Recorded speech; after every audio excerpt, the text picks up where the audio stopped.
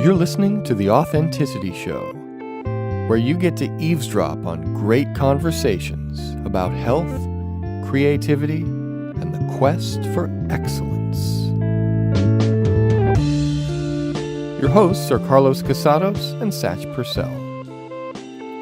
In this episode, Carlos and Satch wax philosophical about lessons we can learn from nature, about a wide variety of topics, including sexuality, spirituality, martial arts, politics, and a whole lot more.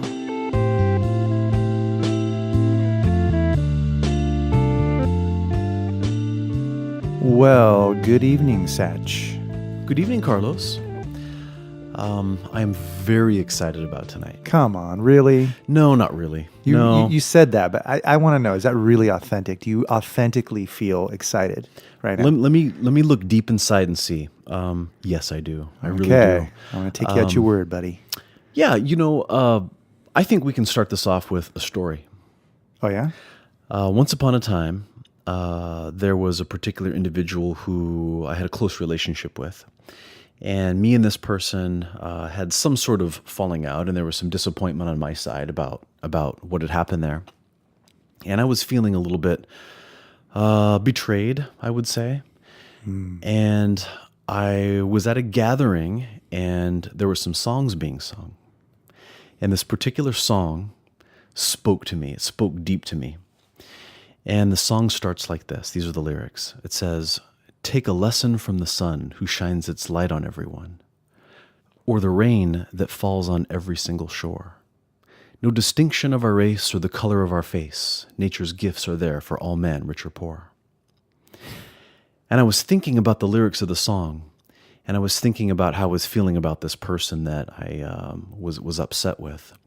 And I sort of asked myself, wow, if this person were standing in the sun, would the sun be so judgmental at this person that it would stop shining on them? If it were raining right now, would the rain stop falling on this person because they didn't deserve it? And having that realization, listening to those lyrics, did something inside of me that allowed me to not put the brakes on my ability to love and care for people. And that was a good, wonderful, transformative moment for me. And I really understood that you can look at nature to find deeper insights about things. And that's what this show is about, isn't it? This show is about going to nature and finding the wisdom and the lessons that it has to teach us. Lessons from nature. I think that most of us have run into the problem, here and there at least, that society, situations that we get into, difficulties arise, and there's a complexity. We say our life's so complicated. We've got so many things going on, and so many problems, and there's so many responsibilities. And by the way, there's all this technology you've got to know, and you got to understand, and how this technology interacts with other technology, and how are we going to pay our rent, and how are we going to take care of these things that Maslow put it into the structure, Maslow's hierarchy of needs, and basic food and shelter and survival is down there at the base. And in this society that we're in a complex organization that has overlapping organizations connected to it. And our modern existence involves unraveling and understanding and being fluent in all of these different systems that are overlapping. Sure. It gets really complicated, doesn't it? It does, yeah. And there are a lot of situations where I think many of us would wish for a simpler time, a simpler situation, a simpler set of circumstances. Yeah. Many philosophers throughout time have referred to those simpler times. Yes, and they have, the people who were the wise folks, the masters, the sorcerers of old, the wise men and women, the sages, the sources of wisdom that we hear about in legends, we hear about it in myths, we hear about it in scripture, sacred scriptures from around the world. And often there are these references to the natural world and this idea that within nature exists a perfect example from which we can derive lessons, understanding, solutions for the problems. that we encounter in our daily life. There's even a person named Jeff Lawton who does permaculture, and he teaches about how to make places like deserts into green oases, right? Yeah, right. So he greens the desert, and he's sort of semi-famous for saying all the solutions in the world, all the solutions to all the problems that occur in the world can be found in the garden. Oh, yeah. Wow. You know? It's beautiful. And I thought about it, and I have a hard time thinking of something I couldn't solve ultimately by reference to a garden.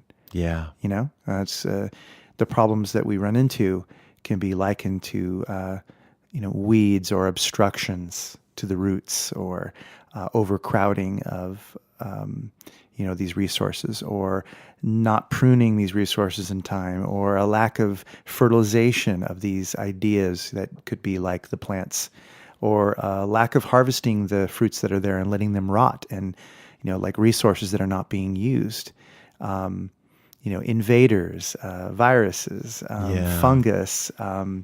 There's just so many references to that. Yeah. And very practically in a garden are medicines that derive, food that derives from it, shelter, tools that all derive from nature. Yeah. Yeah. I also think that one of the most powerful lessons that nature teaches us is to be ourselves, because everything in nature is itself. If a lion is going after a gazelle, it is in the gazelle's best interest to follow their instincts, isn't it? And run. Run. And when the gazelle succeeds and gets away from the lion, does the gazelle then go off and criticize itself and say, what a wimp I was. Man, next time I'm going to face that lion. Right. We understand that the gazelle is following its nature. It's being itself. And being yourself and following one's own nature is perfectly okay. And nature's filled with examples that tell you should be who you are.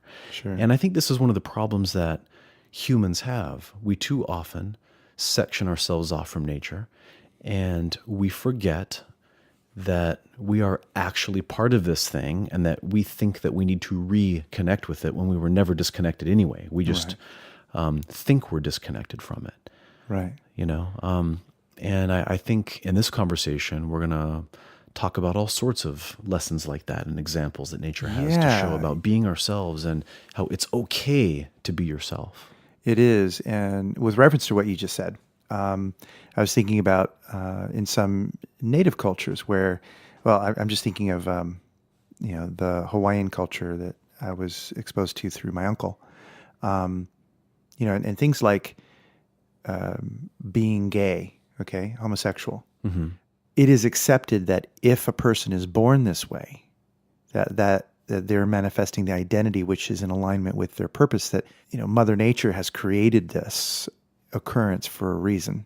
And so you're on this, just think of it, you're on an island, and the choice is you either incorporate everything and efficiently use all the resources you have, or you waste them. And if you want your culture to survive, you have to think more positively and forward thinking. You have to be solution focused. You have to think about inclusivity rather than exclusivity. We've discovered in biological science that homosexuality is something that they now believe to be universal among all mammals, that it's a naturally occurring aspect of existence. At some level, there's a purpose there. And rather than excluding and saying, this is unnatural, they said, this must be natural because it's occurring. Exactly. In our environment. And the gods, if you will, are manifesting this as a truth. Right. I love that. To echo what you're saying, I recall in a cultural anthropology course having a similar discussion about Native Americans, about Native American tribes. And there are many Native American cultures where people who were either homosexual or transgender, or maybe had ambiguous genitalia, that these people were actually respected in that society to the point where they would go to those individuals for wisdom. Right. Some of those individuals might be very important in a tribe of decision makers because they offered a unique perspective. They offered a different way of nature seeing the world, and that they had something special to offer. And I love that idea. You just said moments ago that, rather than look at those individuals as being not natural, I mean, how arrogant is it to say that a piece of creation is not natural? I mean, really just step back and look at it for just a moment. It is created. It is standing in its own existence. It was created. Maybe it's there to help us evolve, to help us change. That there has to be some value, to things that are a little bit different.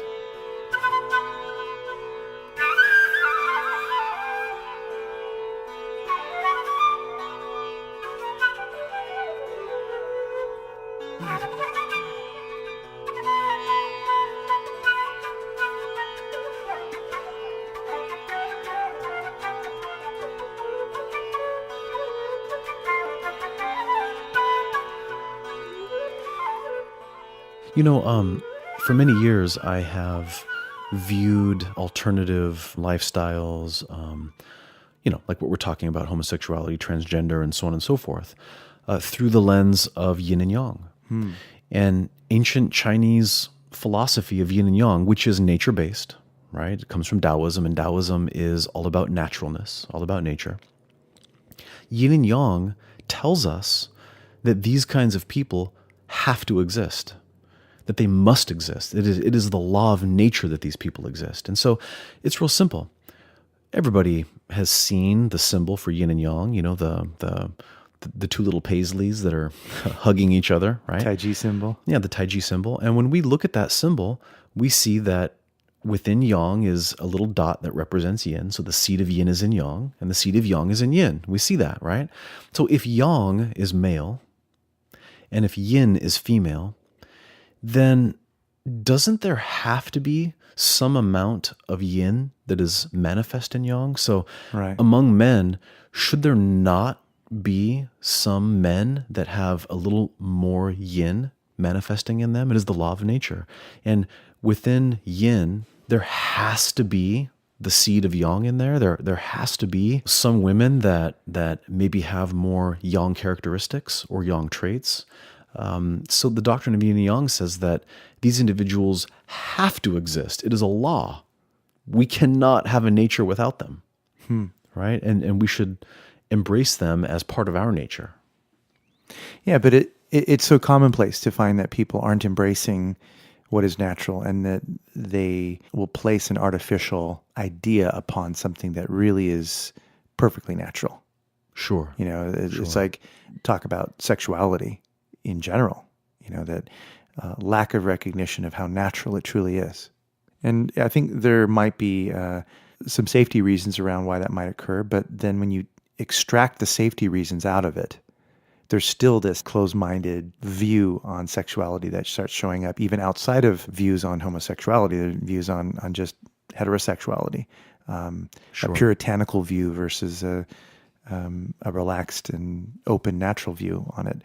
You compare, say, a very strict and rigid Abrahamic religious view versus, say, a nature-based religion, a pantheistic religion, or a pagan tradition, a rural tradition. They still have different rules around it, but it's different attitudes, aren't they? Different ways of looking at sexuality. Absolutely, yeah. Many of the native traditions have very, very different ways of looking at sexuality. Yeah, definitely, yeah. So what are we talking about here? I mean, the idea is that so many of us are we're craving to feel a connection again.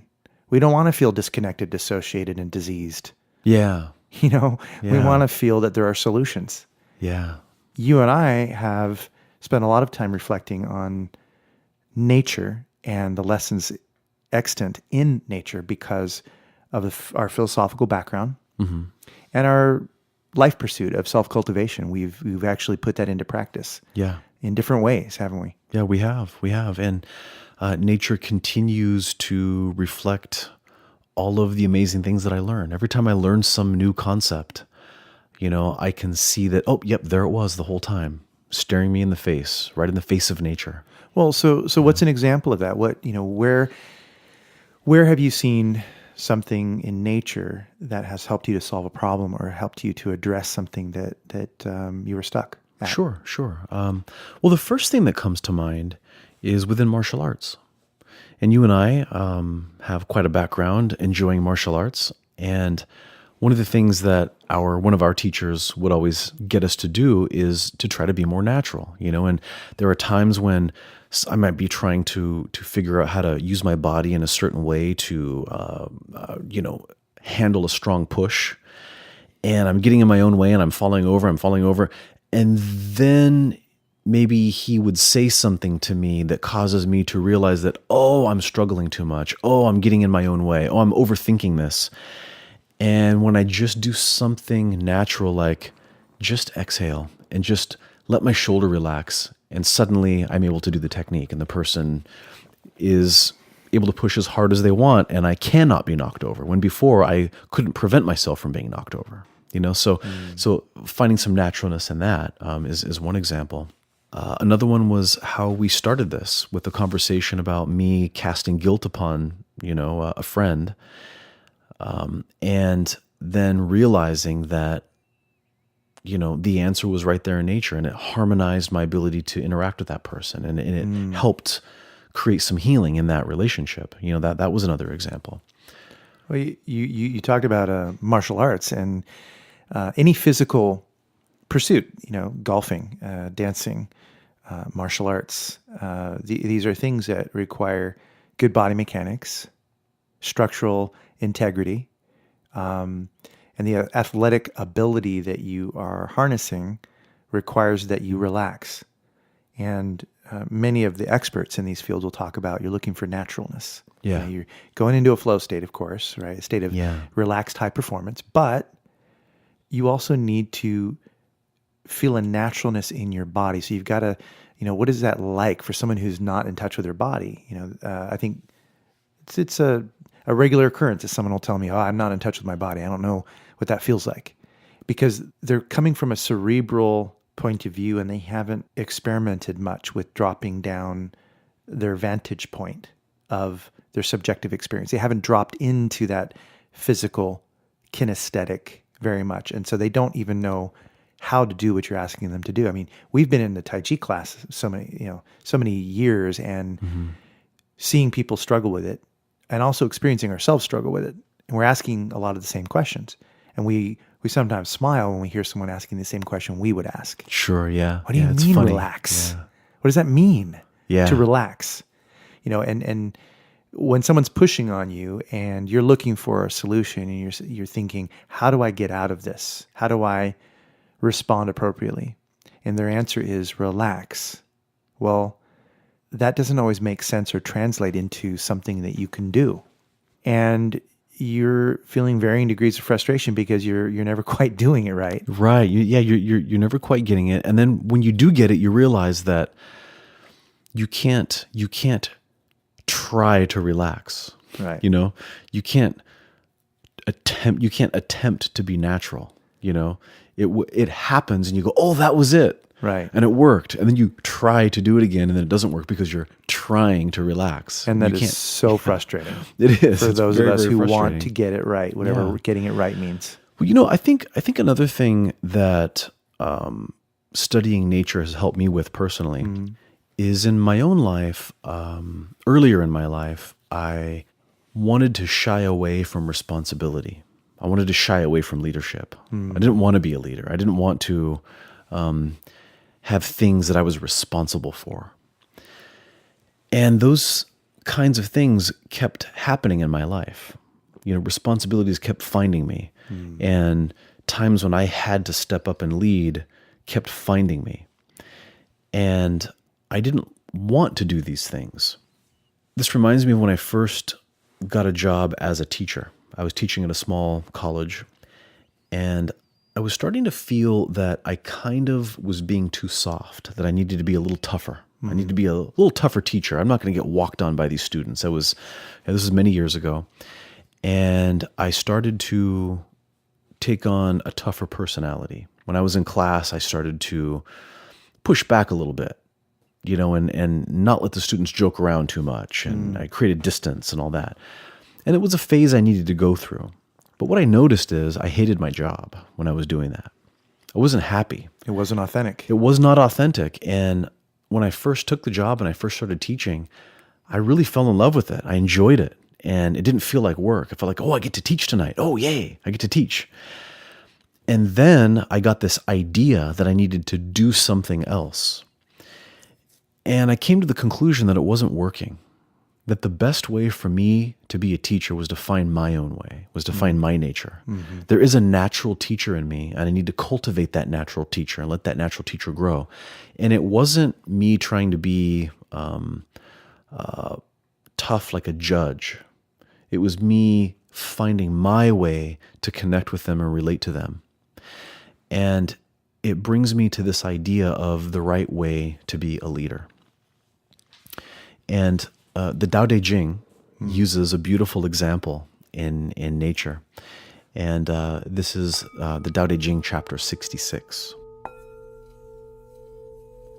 Why is the sea king of 100 streams? Because it lies below them. Therefore, it is the king of 100 streams. I love this idea that suggests that the way to lead is to be lower than the people you lead. That there is a natural gravitation towards those who are below you. And it seems contradictory at first. We look at that and say, well, hey, gosh, a king rules from above. And then Lao Tzu comes along from the Tao Te Ching and says, no, a king rules from below you. Mm-hmm. Because if you become the very foundation of the people that you're leading, they're standing upon you, they're relying upon you. How could they rebel against you if you are their very foundation? Right. And I think it's important to state that there are different forms of leadership. Absolutely. And yeah, from my point of view, at least, the Tao Te Ching represents a form of enlightened leadership. Agreed. It's saying, Agreed. What is Yes. the most subtle and advanced, deepest, truest way, the most holistic way, the ultimately most beneficial way Right. for all involved to lead. Agreed. Yeah. And there are times when we maybe don't have the know-how or the circumstances to lead that way. And that's okay. And you can't fake it, because if you do, that's not leadership. That's Right. being false. Right. And some people who are afraid of that have to contend with that reality, which is that they may fail miserably to actually lead that way because they're not congruent with the idea of leading. Right. And until that Right. congruence happens, and that can happen sometimes through being the other kind of leader. Sometimes a person who is the best leader starts off as a crappy leader. Yeah, absolutely. They're dominating, domineering, authoritative and whatever, but they may grow to the point where they realize that the highest form of leadership is leadership of self. Yes. And they start to work on becoming a better person, and then suddenly they become the most profound leader ever. Yeah, absolutely. It sort of reminds me of the other leadership examples that nature has to offer. Sometimes the leader of the wolf pack needs to be a tough wolf. Yeah. Needs to be able to fight. Needs to be able to bite. Needs to be able to hunt and kill, right? Mm-hmm. Sometimes that's the kind of leadership that might be called for in certain situations. However, as you said, the highest level of leadership is to rule from underneath the people, And so there are lessons there. And so for me, that was something in my life where I was going against my own nature in that situation by trying to be the wolf pack leader. And I realized that was the wrong kind of leadership for me in that environment. I needed to be the person that the students loved, because if the students loved me, then I started to notice that they hated to disappoint me. Mm-hmm. So now I'm leading them from inside, and there's a certain nobility in that kind of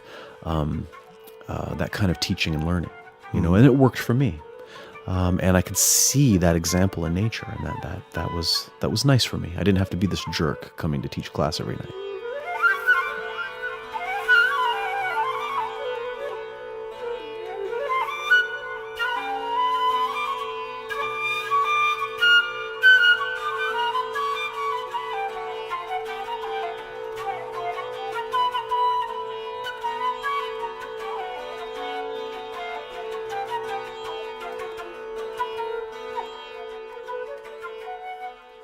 I love how nature teaches us things. And a little while ago, we were talking about that it teaches you to be yourself, you know?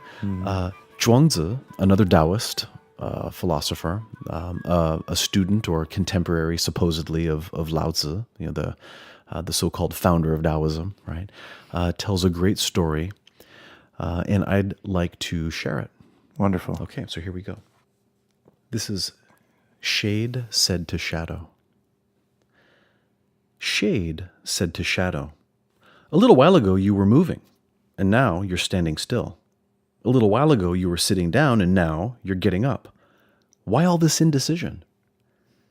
Shadow replied, "Don't I have to depend on others to be what I am? Don't others also have to depend on something else to be what they are?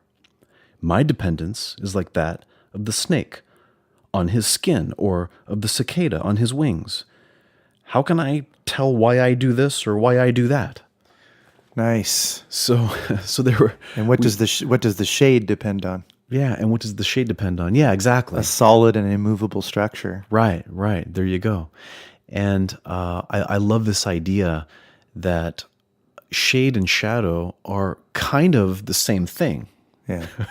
Right? Yeah. Except one is moving and one is not, and they're dependent upon circumstances, just like we are. Right. You and I sitting here right now are dependent on the fact that our parents made us, and we had food, and we were born where we were born, and we had the education that we had, and so on and so on and so on, and here we are. And so we have these particular natures that are based upon these circumstances, and you know what? That's okay. It's okay. It's okay for shadow to move and for shade to be still.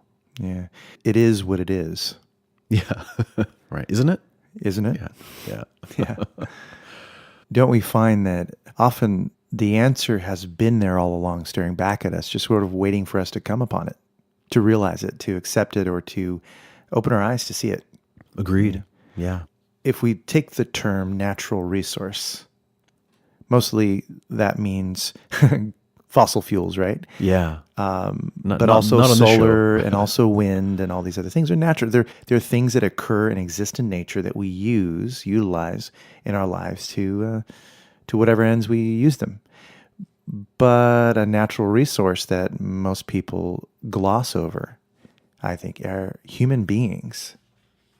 And also within human beings are natural resources. Motivation, curiosity, inspiration, memory, experience, love, passion, connection, human connections. You could go on. Yeah. There are natural resources within you. And when we make decisions, we've talked about this, making decisions should always be done from a resourceful state.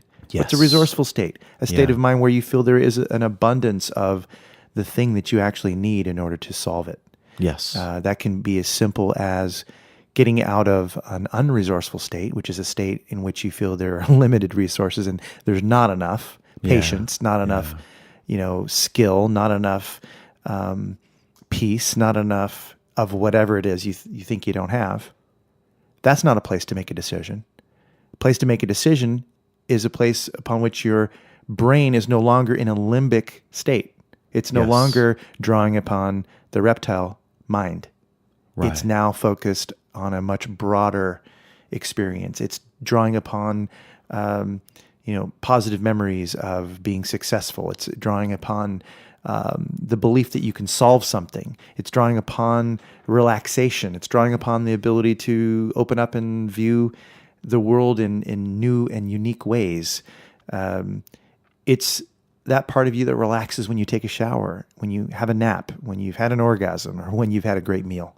Yeah. You step into that moment of remembering what it was like when you did a great job as you passed that test, or as you gave that presentation, or as you completed the assignment, or as you raised the level of weight you could lift, or ran faster or longer than you've ever ran before, or you caught the ball and passed the finish line. Whatever it was, these are all resource states. When that guy or that gal said, "I want you too." These are all moments that you can draw upon that are resources. Yeah. Beautiful point. Yeah, beautiful point. And it's natural. it is. And it exists in nature. You don't find very much evidence that the lion is doubting himself before he pounces upon the prey. Right, exactly, You know? He's completely focused. Yeah. He's in a flow state. Yeah. And you know, you're pointing this out, and I'm thinking about, why do humans have episodic memory? Yeah. Because we need to use these kinds of resources.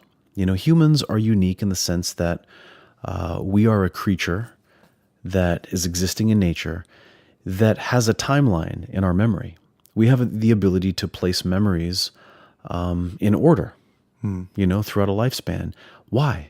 Because we need to go back and use those resources. Right. You know, and I like to talk often about misusing memory versus using memory appropriately. You know, this is an idea that I really like.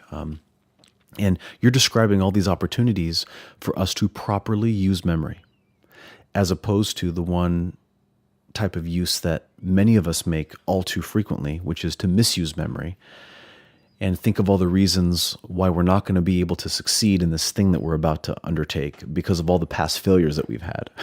It takes a lot of planning to do that. Yeah. Reflection is a tool that it seems that human beings are the only ones that do. You know, we're meaning-making machines, and we reflect. You know, this is a use of memory, right? But also a use of our ability to project possibilities. You know, our prefrontal cortex can imagine what things might be like that haven't occurred. We can map across experiences we've had to experiences we haven't had or are yet to experience. And that act of reflection, and reflection is in nature. We see it when we look at ourselves in a body of water. We see the reflection of ourselves when we start to compare ourselves with what it is we see in nature. You know, the moment of rage that comes over a person can be likened to the storm, the electrical storm that causes damage, right? And you don't know what that damage is going to be until it happens, right? There are so many metaphors like that. And I find that knowing that there are answers in nature is just me accepting that that's true and allowing myself to reflect on whatever it is.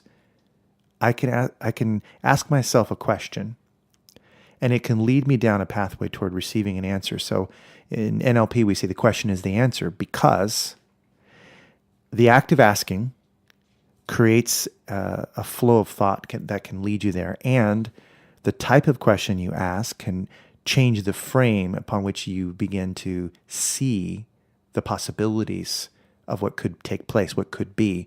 So asking the question is just as important as receiving the answer, if not more, because it gets the ball rolling. And we've said this before too, a question well formed is a problem half solved. Correct. If you can ask a question that presupposes a solution by simply asking the question, it's creating the possibility for an answer, right? Like James Tripp and others who've asked that question, Steve Andreas and others who've talked about, who am I when I'm not this problem? Or what kind of person am I when I could look back at that old problem and see it as nothing, see it as not a problem, see it as easy, see it as a very tiny thing rather than a very big thing. Who am I as I'm thinking from that state of mind? So this is a projection. You're asking a question, you're asking a person to project into a possibility and try it on for size. So they're using their prefrontal cortex and they're asking themselves that question. So what kind of person would you be when this is not a problem for you? Yeah. It's a little fancy little language dancing there to get a person to just snap into it. Yeah. Right? You want to get people to go into a state where there is a solution from a resourceful state and then project back onto the old problem and see that the old problem really isn't a problem. Yeah, absolutely. How do you do it? Yeah, that's such a beautiful way to be resourceful. Yeah. Yeah, you've done that to me a number of times. You've sort of maybe asked me just the right question or something which presupposes that there is indeed a solution. And it really does change your frame of mind. You know, it really does. Yeah, that's helped me many times. Yeah, it's helped me many times too. Yeah, definitely. Yeah, we have to share the things that work for us with the people we love. Yeah, totally.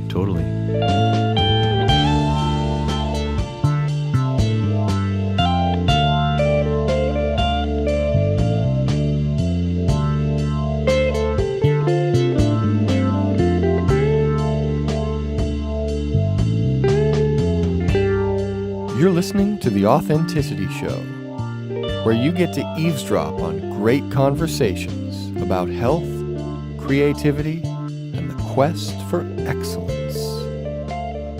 Your hosts are Carlos Casados and Satch Purcell.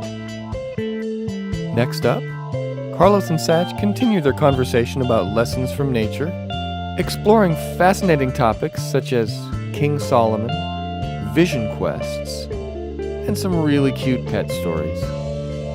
Stay tuned.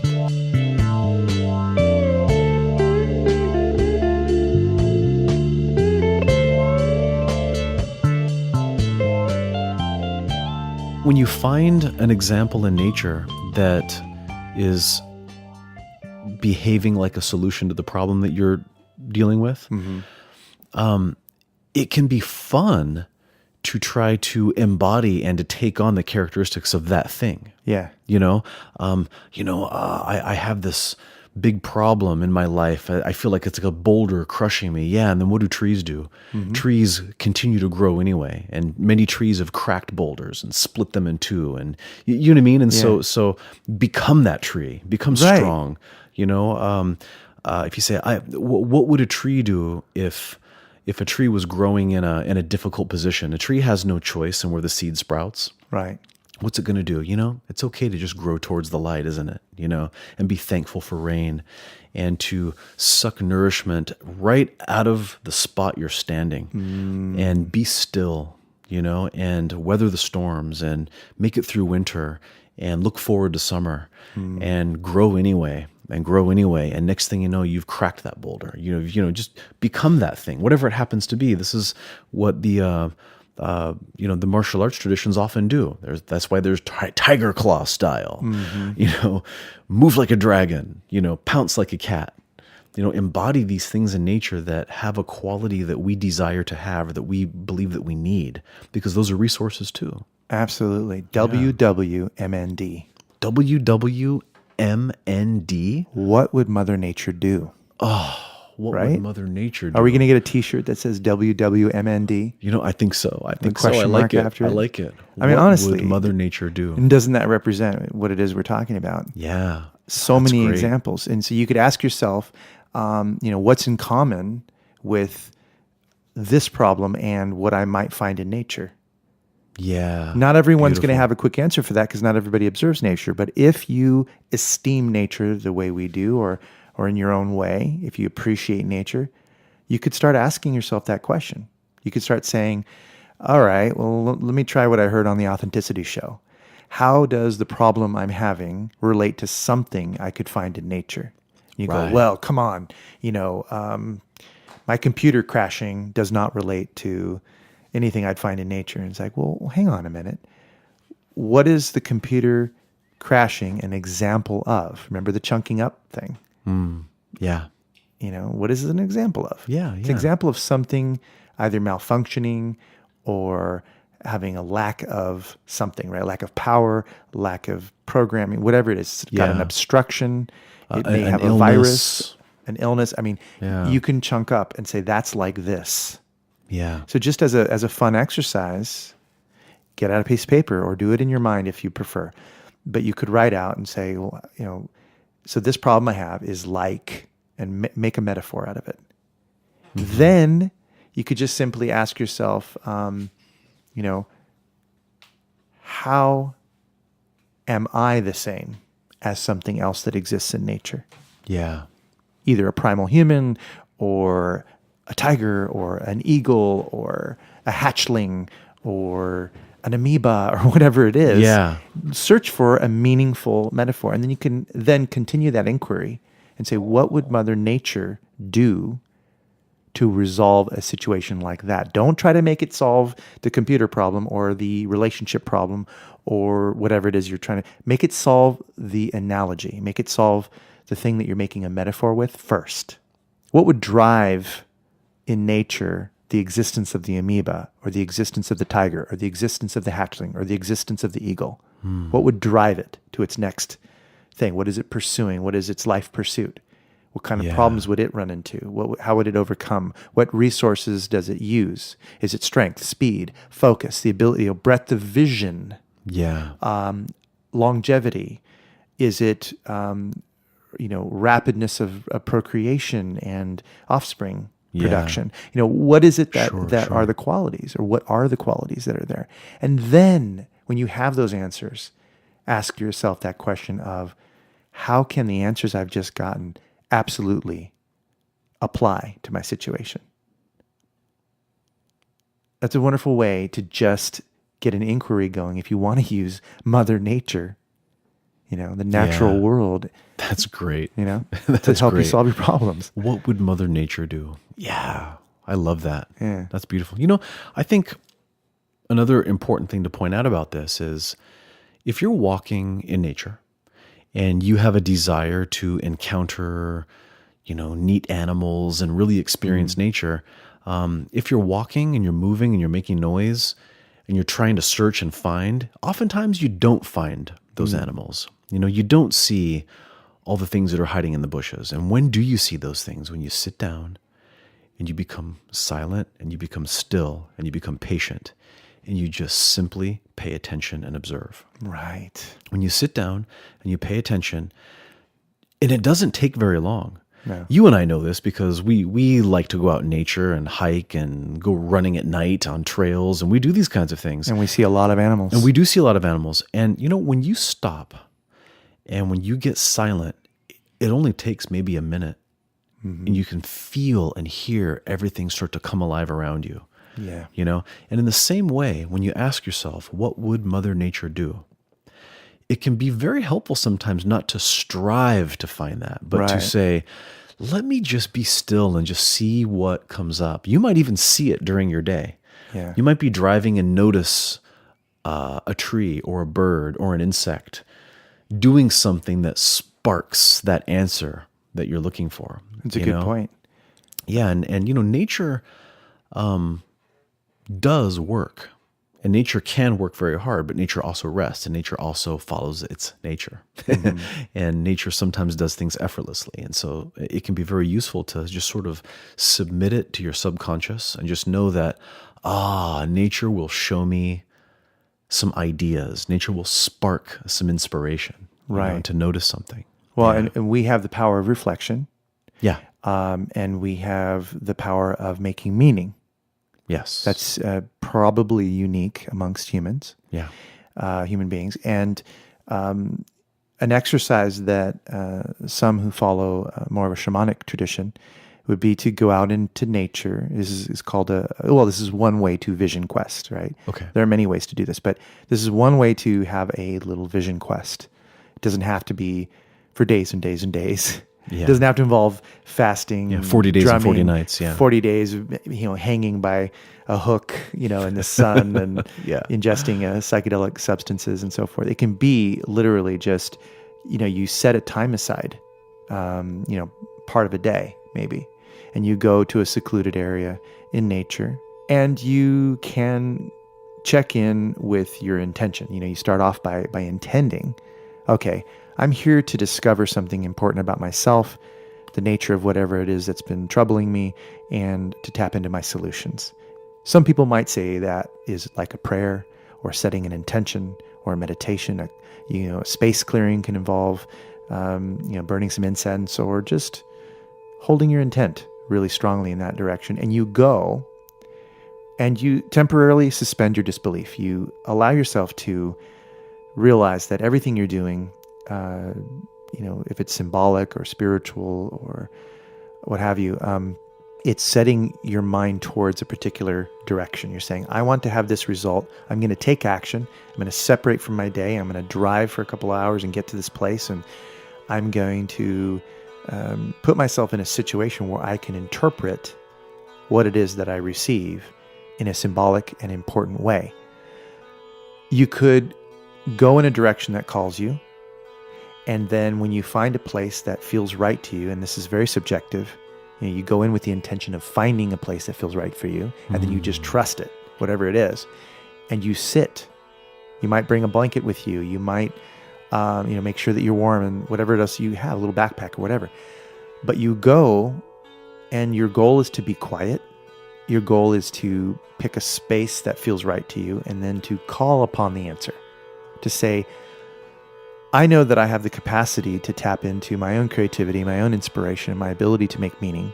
So I'm calling that deepest part of me, the part of me that holds the generative intelligence, the inspired space within me.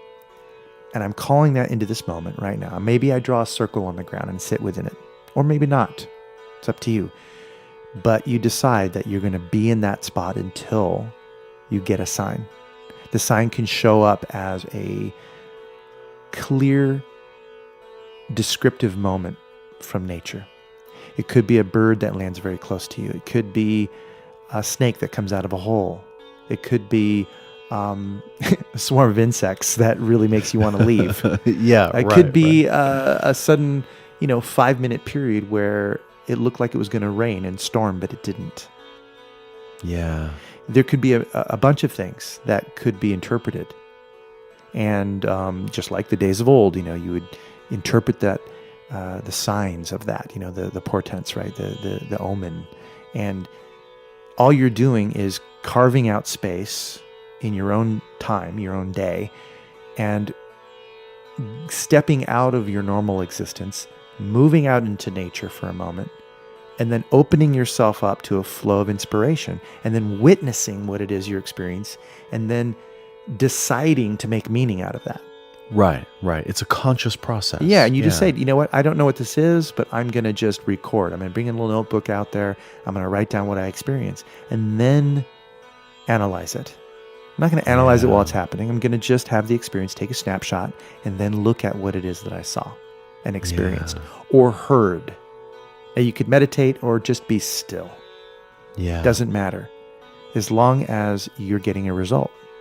And you won't know if you're going to get a result until you actually do it. So I would encourage anyone to go and give it their best shot. Go out there and do it.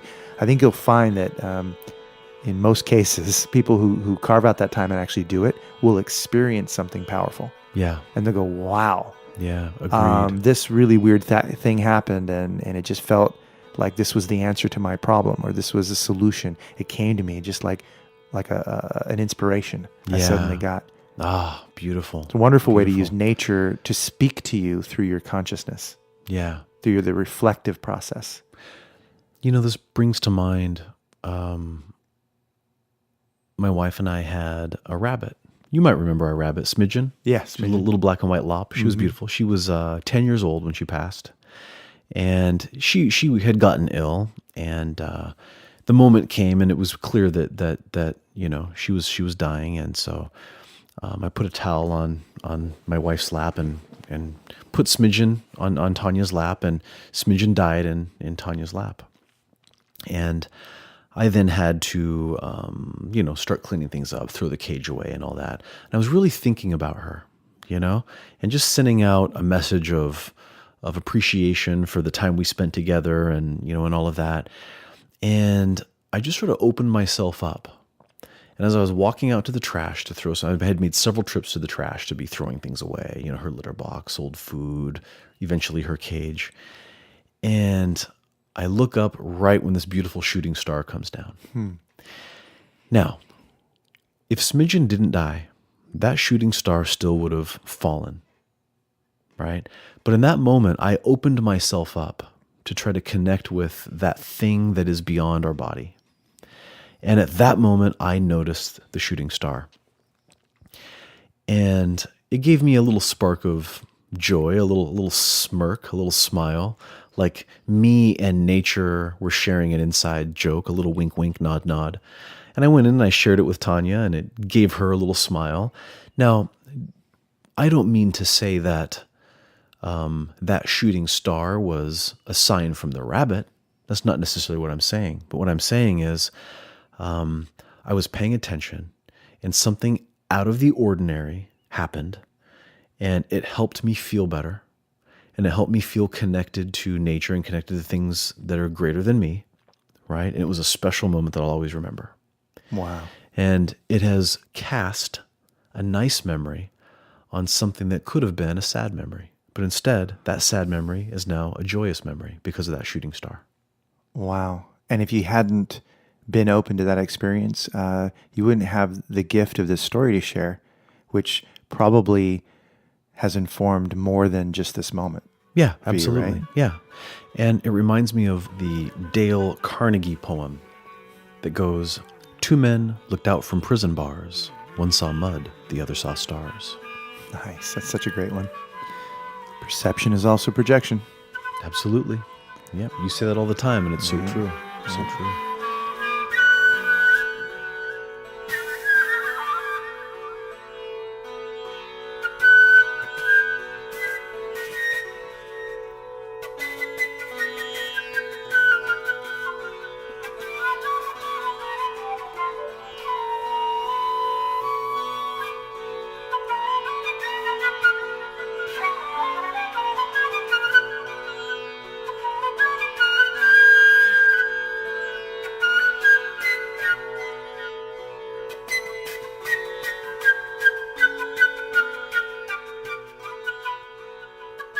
One thing that I'll share, a little lesson, from nature. It's really about how much love there is and support there can be in nature. Is every day, as you know, and as we've talked about a bit on the show, my wife Tanya has MS, right?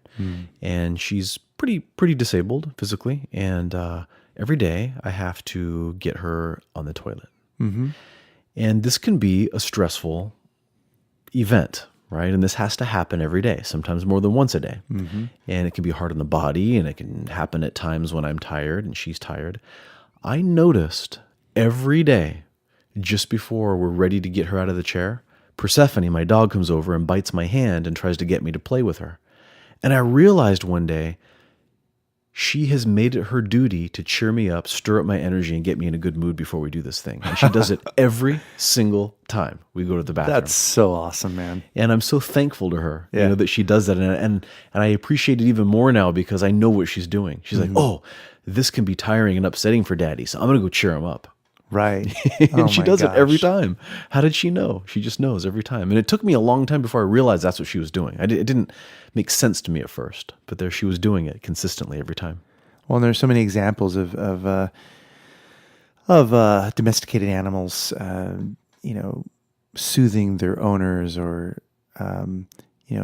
seemingly consoling them with an instinct about what's going on. I can just think of my own life with growing up with my cat, Boris. We used to call him Baryshnikov. That's great. Yeah, he was great. He used to fetch a cork. He'd literally throw wow. a cork, and he'd run after it and grab it and come back. Oh, that's He cute. also played hide and seek, which was a lot of fun. Oh, great. And he was also really clever at catching all the spiders and eating them, but that's another story. Yeah. To each their own. To each their own, not my taste. But he probably have some competition in with the Aboriginal tribes in Australia, though. Yeah. Oh, yeah. Anyway, when I would get injured, which was a fairly regular occurrence because of martial arts, Boris would always come and lay on the injured part and purr. Oh, how nice. It wasn't until later that I learned that cats' purrs vibrated at a frequency that is beneficial for bone growth. However many megahertz that is. I don't remember what Okay. it was. Yeah. But there's you can look that up, and there's all sorts of science around that. That what frequency helps, with the ultrasound to help healing. Yeah. And cats have a range of frequency that is their purr, and it's the same range. Oh, that's So I just think that's kind of neat. great. It's a Wow. wonderful thing. I don't think we didn't reverse engineer cat purrs in order to make healing, but it's just an interesting correlation, right? Yeah, sure is. But it's even more interesting that the cat always knew where to sit to do that. yeah. He knew where to be on my body, and I didn't indicate it in any particular way to my Yeah. recollection. I would just Right. lay there, and he would just come up, and he would go onto that spot. And I really thought about this. Did I do anything to indicate the spot? No, but as you and I know from practicing martial arts, we can see things about people's bodies that others don't see because Yes. we're filtering the world through that set of learnings. Yeah. And Boris the cat knew how to see things from the filters of his experience. Yeah. And so, Wow, that's great. That is literally an example of nature seeking you out to help solve your problem. right. It's gorgeous. Yeah. Yeah. And it's I would gorgeous. wince when he would first climb onto me because I was worried that it was going to hurt, but he never hurt me in that way. He always. I say in that way because when I was younger, nice. there were times when he would run up really fast and scratch me because he was just playful that way. Sure. But I yeah. mean, never when I was injured. Yeah.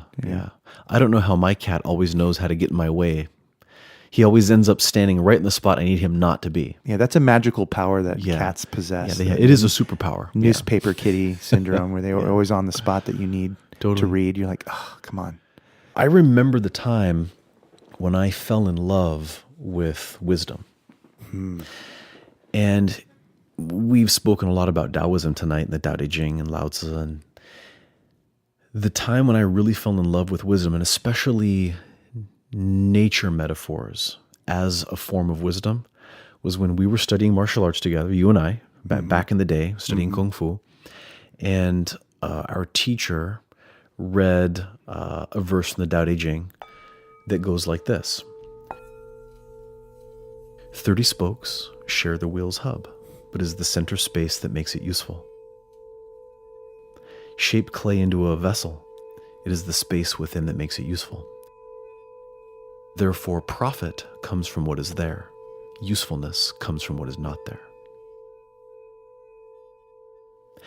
So powerful. This idea of usefulness coming from what is not there blew my mind wide open. Yeah. I'd thought about that for days, like, wow, how do you look at nature and see these things? And I didn't see those things easily when I was young. Wow, it's pretty amazing. It is, yeah. Like I said, that blew my mind wide open, and my brains have been falling out ever since. Yeah. Well, in the Western tradition, there's one of the greatest mages, wizards of all time was Solomon, as in King Solomon. Okay. And there are books attributed to Solomon, which may or may not be actually from King Solomon, but they're attributed because back in the old days, people would attribute their works towards an earlier famous person. Yeah, which is also the big tradition in ancient China as well. It is indeed. Yeah. The rabbinical tradition that I'm familiar with says that Solomon prayed so incredibly hard that God took notice, and he merely asked for wisdom. And because he was asking for wisdom and not power, God recognized that there was the potential for great wisdom. And so he sent forth one of the top angels. Some say Metatron, some say Ratziel. But whichever angel it was, came down to instruct him in the first most important elements of the sacred magic. Through this knowledge, supposedly, he built the Temple of Solomon, the great temple. So it's really interesting how you're talking about falling in love with wisdom. Falling in love with wisdom is like unto falling in love with nature. Yeah. Nature's wise. So Nature's wise, and wisdom comes from that. We can accomplish great things. We can build temples. We can create whatever it is we're going to create. Yeah. Wisely. Yeah. Very good. Yeah. Somehow this reminds me of the Hindu story where there were these sannyasis, ascetics, monks, and they were at a stream or a river of some sort, and there was a scorpion that had fallen into the water. And one of the ascetics was trying to rescue the scorpion to save it from drowning. And every time he tried to pick up the scorpion, it would try to sting him. He'd drop it back in the water, and he'd try to pick it up again. It would try to sting him again.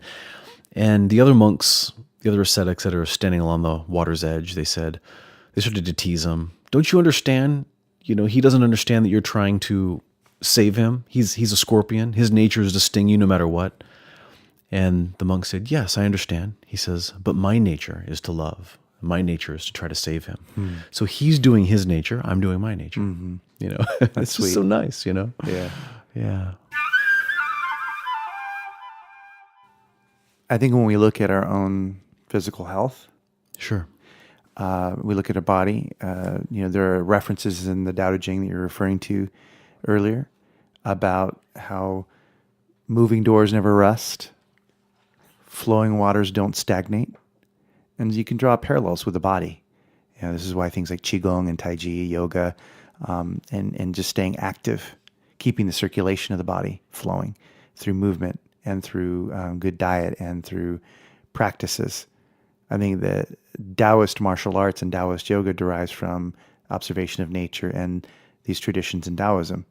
So I think that parallel can be grandma's wisdom, so to speak, that we apply all the time in our lives today that are useful things. Yeah, sure. Tao Te Ching, chapter 76. A man is born gentle and weak.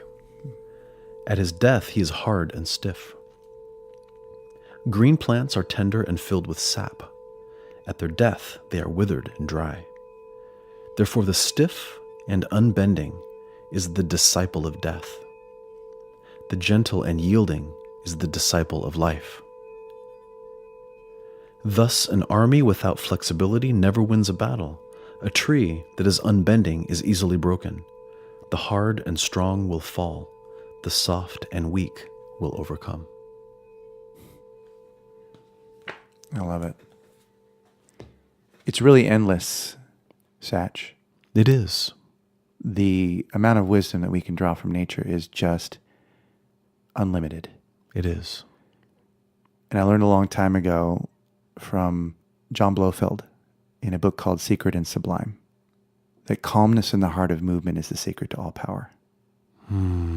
Say that again. Calmness in the heart of movement is the secret to all power. So we could go on throughout our lives and ignore the lessons from nature. Or we could continue to be lovers of wisdom and lovers of nature. Absolutely. And keep our eyes, ears, and senses open to what's possible by examining our life and seeing where the parallels are with the natural world and opening ourselves up to what that wisdom could look like if we were to apply it every day.